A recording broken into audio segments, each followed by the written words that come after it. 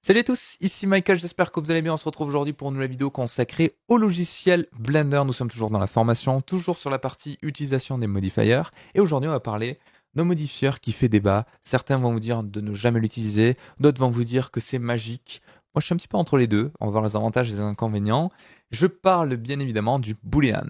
Alors, le Boolean, c'est quoi? C'est une opération mathématique 3D qui va vous permettre d'interpréter de manière volumique des suppressions d'intersections d'objets, d'enlever un objet moins l'autre, de fusionner les deux pour faire un nouveau mesh. Donc sur le papier, c'est très joli, c'est très beau. Ça a quand même pas mal d'inconvénients, donc il faut l'utiliser à bon escient avec parcimonie et surtout connaître les points négatifs de ces derniers.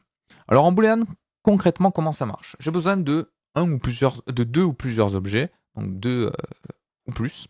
Donc je vais dupliquer ce cube-là. Alors pourquoi je ne peux pas faire un seul objet? Parce que c'est une opération entre deux groupes. Donc si j'ai un seul objet, je ne peux pas dire bah, tu prends cet objet et tu enlèves lui-même. Sinon, le résultat serait incohérent. Donc par exemple, si j'ai deux cubes, je vais sélectionner l'objet sur lequel je veux appliquer la modification.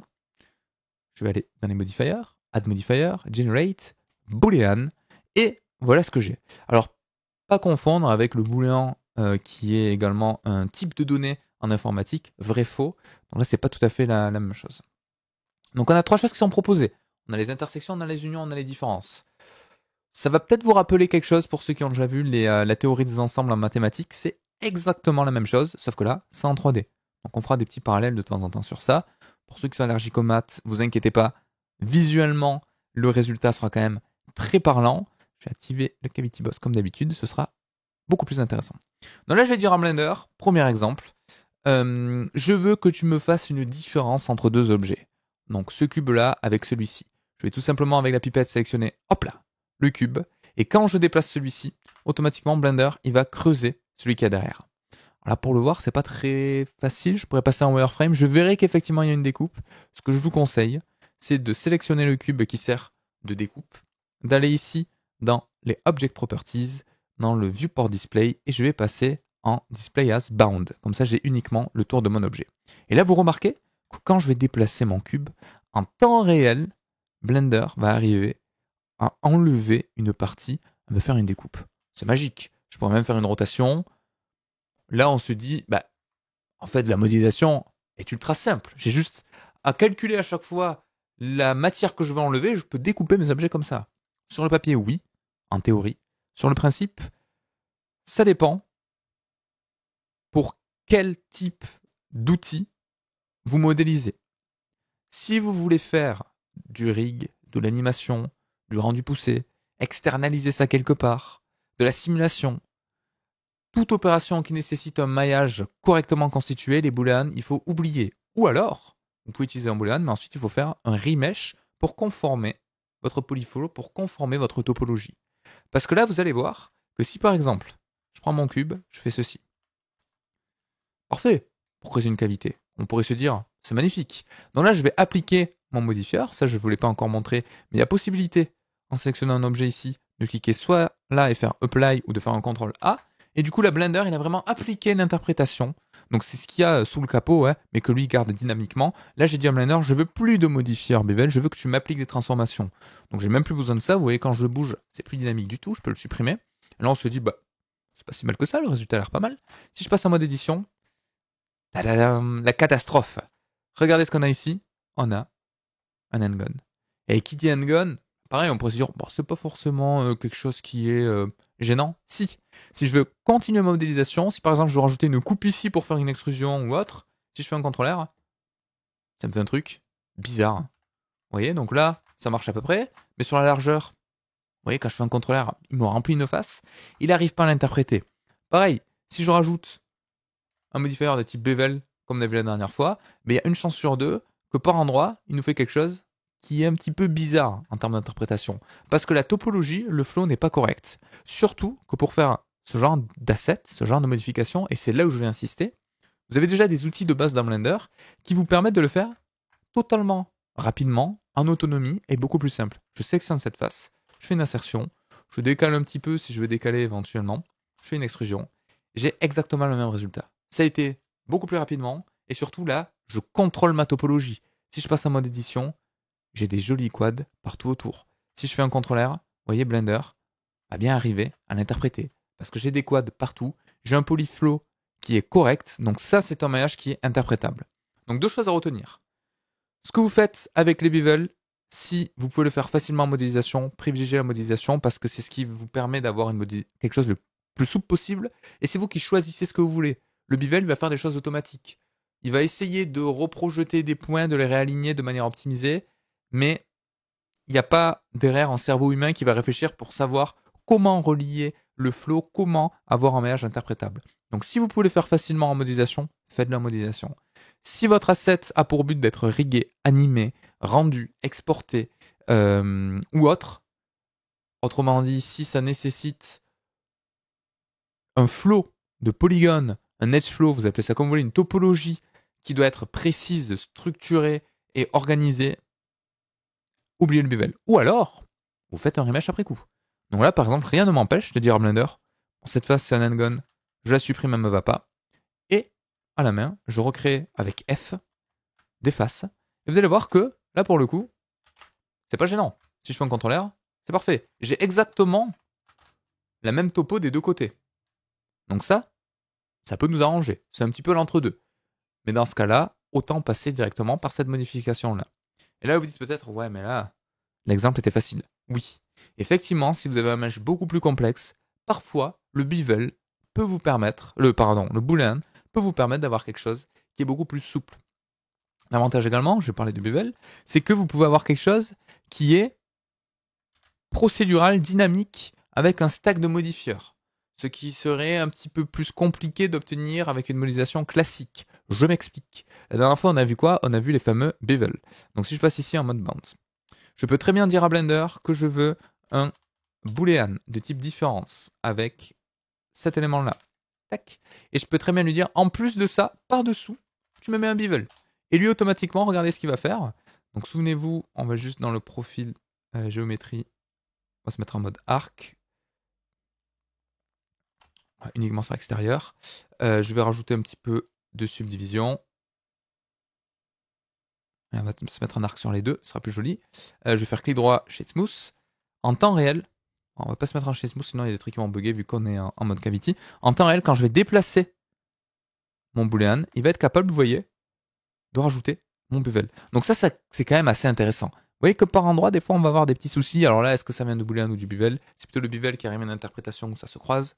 Mais voilà, dans une réflexion vraiment procédurale et non destructive, ça peut être intéressant. Sachant que je ne vous ai pas dit, mais je peux très bien, je vais dupliquer ça, je peux très bien ici indiquer à mon modifieur boolean que je ne vais pas travailler uniquement sur un objet, mais sur une collection. Donc ça peut être pas mal. Je vais mettre ici une collection boolean. Je vais mettre mes deux cubes qui doivent servir de découpe à l'intérieur.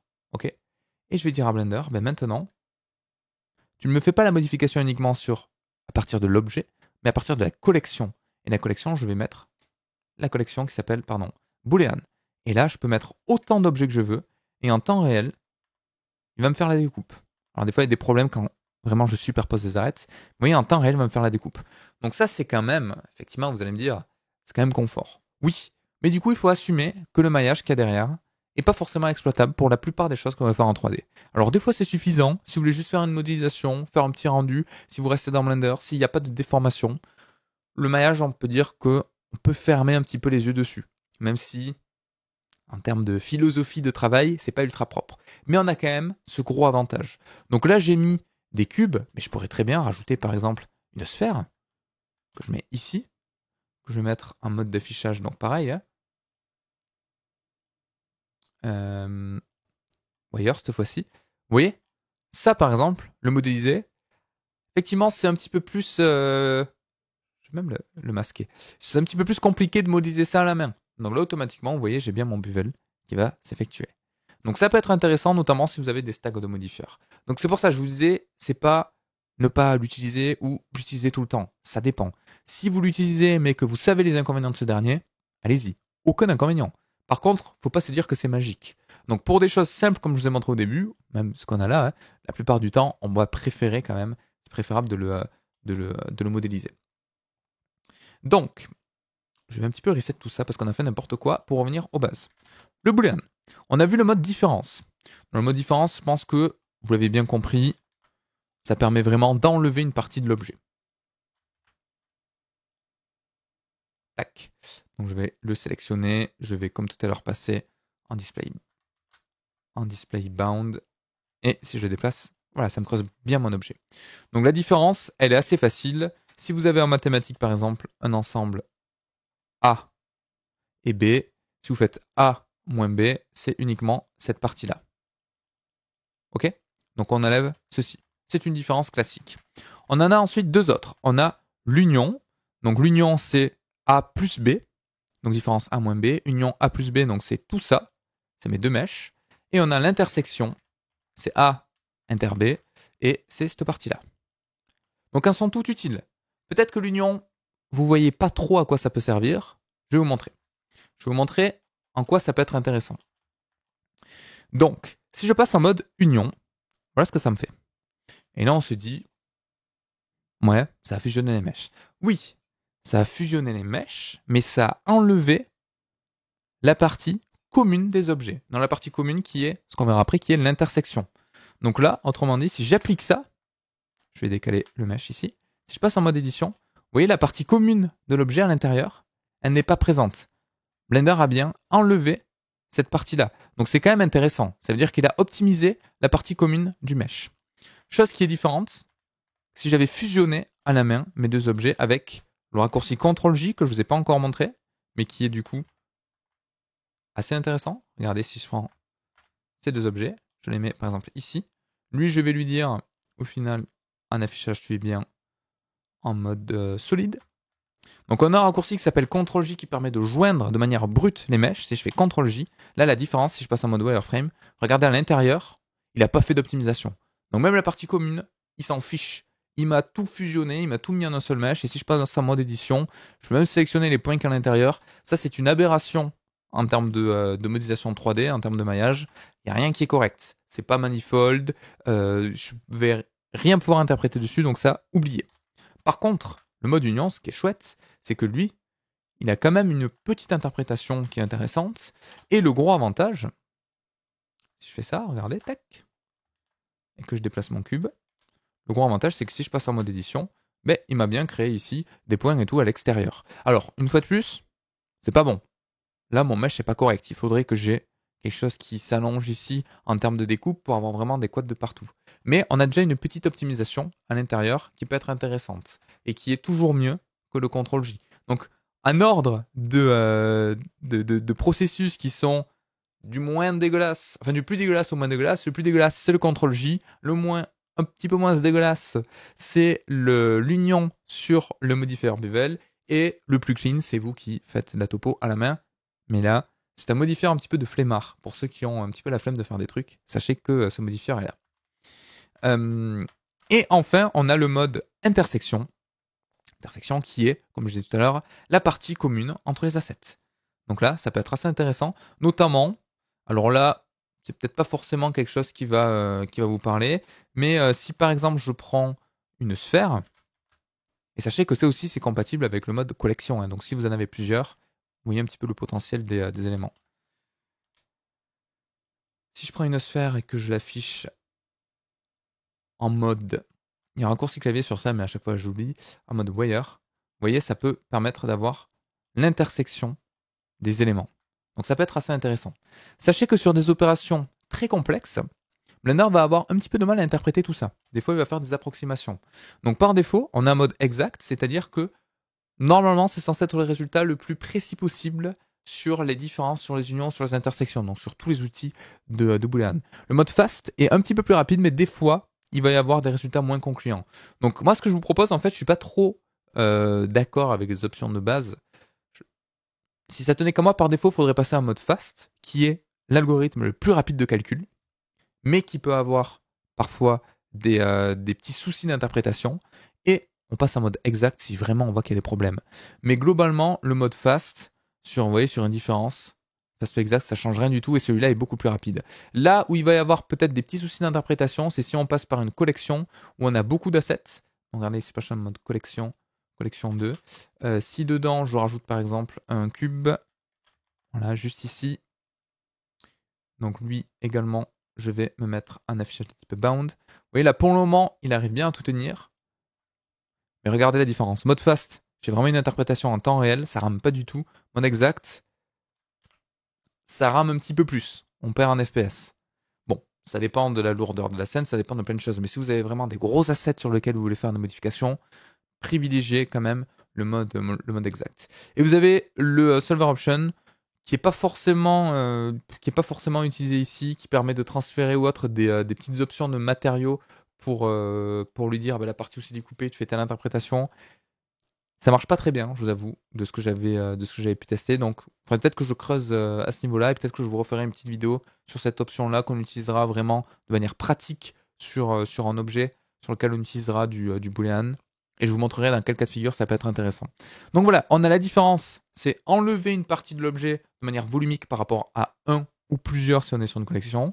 On a le mode union qui vient fusionner les objets en faisant un remesh et enlever l'intersection. Et on a le mode intersection qui permet d'avoir l'intersection de tout. Là, vous voyez par exemple, Blender pète un câble.